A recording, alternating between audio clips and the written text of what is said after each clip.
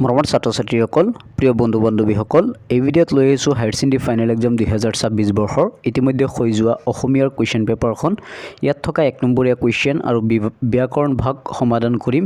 ভিডিঅ'টো প্ৰথমৰ পৰা শেষলৈকে চাবা। প্ৰথমবাৰৰ বাবে চেনেললৈ আহিলে চেনেলটো ছাবস্ক্ৰাইব কৰি ল'বা। ফাৰ্ষ্টত 7টা 1 নম্বৰীয়া কুৱেশ্যন আছে সেইখিনি আলোচনা কৰিম। 1930 চনত কিমান তাৰিখে বেজবৰুৱাই সম্বলপুৰৰ পৰা অসমলৈ যাত্ৰা কৰিছিল? 1930 চনৰ 19 ছেপ্টেম্বৰ তাৰিখে বেজবৰুৱাই সম্বলপুৰৰ পৰা অসমলৈ যাত্ৰা আৰম্ভ কৰিছিল। বনফুলৰ কবি বুলি কাক জনা যায়? যতীন্দ্ৰনাথ দুৱৰাক বনফুলৰ কবি হিচাপে জনা যায়। নেক্সট গ নম্বৰটো ভাৰতীয় প্ৰশাসনিক সেৱাত নিযুক্তি প্ৰথমগৰাকী অসমীয়া কোন আছিল? আনন্দৰাম বৰুৱা আছিল। তাৰপিছত হস্তিবিদ্যাৰ্ণৱ কি শ্ৰেণীৰ পুথি? হস্তিবিদ্যাৰ্ণৱ হৈছে এটা সচিত্ৰ পুথি।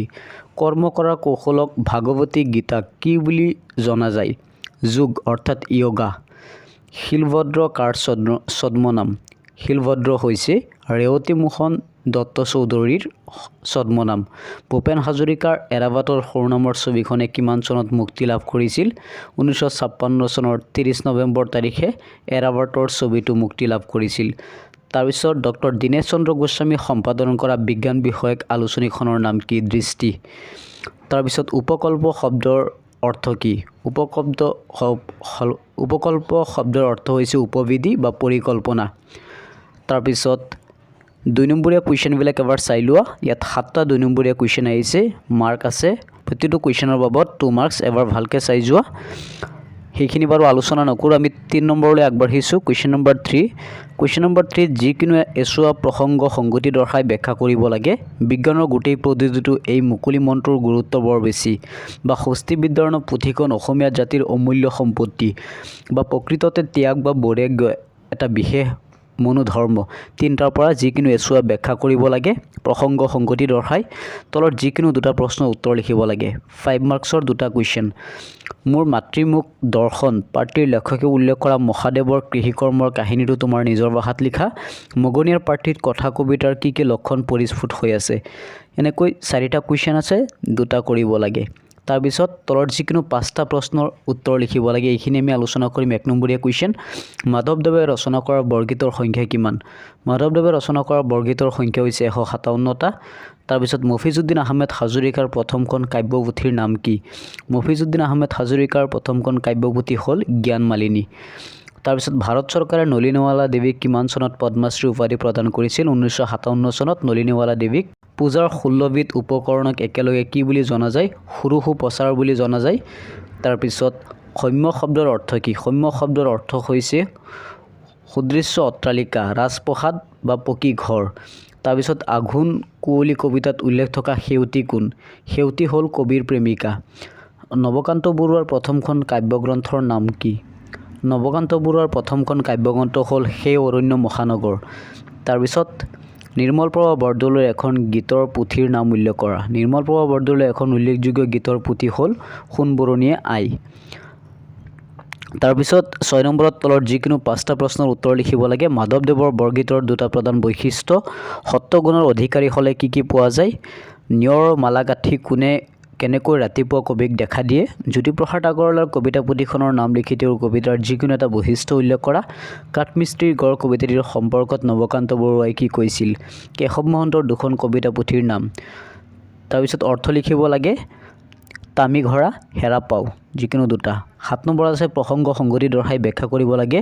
সিদ্ধ মুনিগণে চিন্তিয়া নাপাৱে সু হৰি জহুৱা কোলে ত্ৰিজগত পৰি ভকুতি মিলিল মুৰুক মাধৱে বোলে।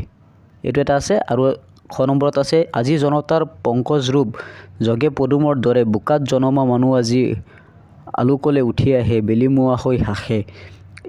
এইবিলাক ব্যাখ্যা আহিছিল আৰু যিকোনো এছোৱা ব্যাখ্যা কৰিব লাগে। তাৰপিছত 3 নম্বৰীয়া কুৱেশ্যন 2টা আছে, যিকোনো 2টা লিখিব লাগে। তাৰপিছত 1 নম্বৰীয়া কুৱেশ্যন 2টা। 10 নম্বৰত 2 নম্বৰীয়া কুৱেশ্যন 2টা আছে। তাৰপিছত তলত যিকোনো এটা প্ৰশ্নৰ উত্তৰ লিখিব লাগে। আধ্যাত্মিক মূলবোধৰ সম্পৰ্ক চমুকৈ লিখা। কৈশোৰ কালৰ বাবে কেনেধৰণৰ শিক্ষা উপযোগী?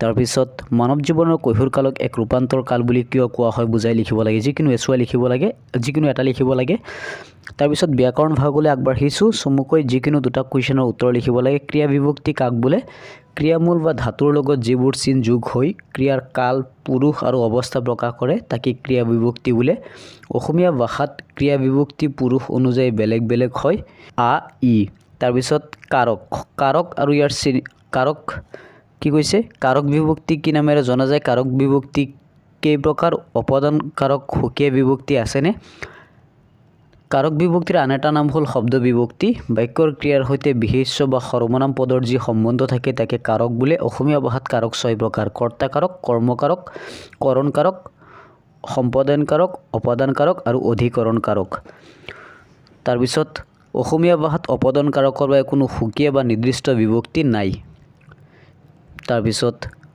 গ নম্বৰটো হৈছে জতুৱা ঠাঁচ কাক বোলে পূৰ্ব প্ৰত্যয় মানে কি অসমীয়া ভাষাৰ যিকোনো দুটা পূৰ্ব প্ৰত্যয় প্ৰয়োগ কৰি দুটা শব্দ লিখা যিবোৰ প্ৰত্যয় মূল শব্দ বা ধাতুৰ আগত বহি নতুন শব্দ গঠন কৰে তাকে পূৰ্ব প্ৰত্যয় বোলে যেনেকৈ অ যোগ মিল অমিল বি যোগ ফল বিফল জতুৱা ঠাঁচ আৰু ইয়াৰ ব্যৱহাৰ উল্লেখ কৰিব লাগে যিবোৰ শব্দ বা শব্দাংশই নিজা স্বাভাৱিক অৰ্থ এৰি বাক্যত বিশেষ অৰ্থ প্ৰকাশ কৰে তাকে জতুৱা ঠাঁচ বোলে ই ভাষাৰ সৌন্দৰ্যৰ প্ৰকাশভংগী শক্তিশালী কৰে তাৰপিছত প্ৰত্যয় ভাঙি দেখুৱাব লাগে তলৰ কিছুমান শব্দ আছে এইবিলাকৰ প্ৰত্যয় ভাঙি দেখুৱাব লাগে ফাৰ্ষ্টত আছে খেতি খেত যোগ কি খেতি আৰু এইটো হৈছে তদিত প্ৰত্যয় ৰখীয়া ৰাখ নেক্সট হৈছে ৰখীয়া ৰখীয়া কি হৈছে ৰাখ যোগ ইয়া কৃত প্ৰত্যয় হাচতীয়া হাত যোগ অতীয়া তদিত প্ৰত্যয় বেগাই বেগ যোগ আই তদিত প্ৰত্যয় মিছলীয়া মিছা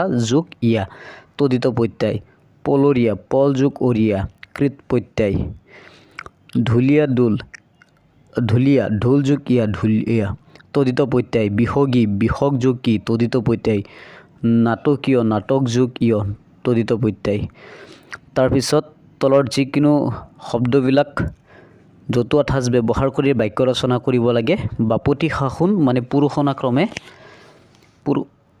যে বিহু আমাৰ অসমীয়া জাতিৰ বাপতি সাহোন চেনেহৰ উৎসৱ চকু কপালত উঠা ল'ৰাজন ইংৰাজীত ফেল কৰাত তেওঁৰ দেউতাকৰ চকু কপালত উঠি তেজক পানী কৰা কঠোৰ পৰিশ্ৰম খেতিয়কজনে তেজক পানী কৰি সফলতা অৰ্জন কৰিলে হিয়াৰামুঠি অতি মৰমৰ মানে অসমৰ জনপ্ৰিয় বা অসমৰ হিয়াৰামুঠু জুবিন গাৰ্গৰ মৃত্যুৰ পিছত হিংসৰা বয়স বা অভিজ্ঞতাতকৈ অধিক কথা কোৱা বেমাৰৰ পৰা অলপ আৰোগ্য তাৰপিছত গা টঙা মানে বেমাৰৰ পৰা অলপ আৰোগ্য হোৱা এইবিলাক গাই বাইছা মানে যত্ন কৰি চোৱা এইবিলাক শব্দৰে আমি বাক্য ৰচনা কৰিব লাগে তাৰপিছত 15 নম্বৰত আছে তলৰ যিকোনো এটা বিষয়লৈ এখন ৰচনা লিখিব লাগে 10 মাৰ্কছ আছে সাহিত্য অধ্যয়নৰ প্ৰয়োজনীয়তা মানৱ দৰদী শিল্পী জুবিন গাৰ্গৰ বিষয়ে আহিছে আৰম্ভণি পৰিচয় সাংগীতিক প্ৰতিভা সাংগীতিক অৱদান অন্যান্য অৱদান মানৱ দৰদী শিল্পী আখ্যা দিয়া কাৰণ সামৰণি